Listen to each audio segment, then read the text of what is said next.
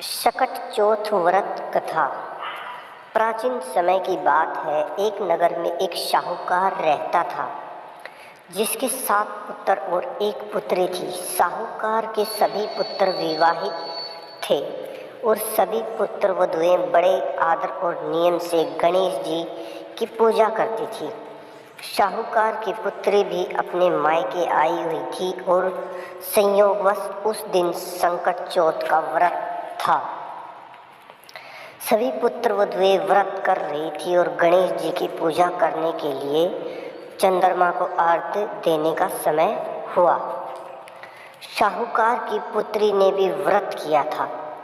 साहूकार की पुत्री ने भी व्रत किया था।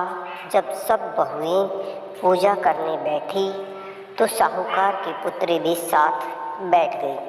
पूजा समाप्त होने पर प्रसाद बांटा गया, लेकिन साहूकार की पुत्री को उसकी भाभीयों ने प्रसाद नहीं दिया।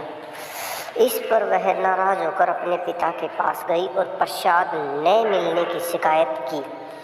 साहूकार ने क्रोधित होकर अपनी पुत्र वधुओं को बुलाकर पूछा। तब उन्होंने कहा कि यह व्रत बहुओं का होता है, पुत्री का नहीं,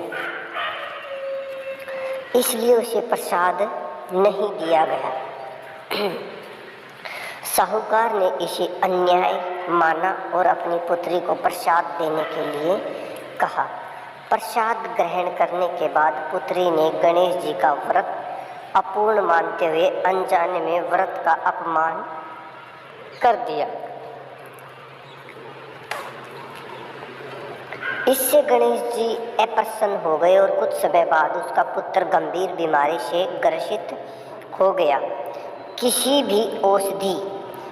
भी औषधि से उसका उपचार नहीं हो पाया।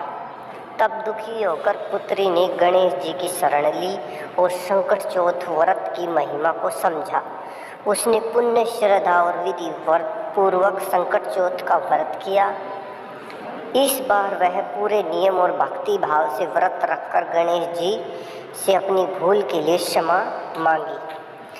गणेश जी की कृपा से उसका पुत्र स्वस्थ हो गया। तभी से संकट चौथ का व्रत करने वालों को यह कथा सुनने का नियम है, ताकि व्रत की पूर्णता हो और गणेश जी की कृपा से सभी संकट दूर हो।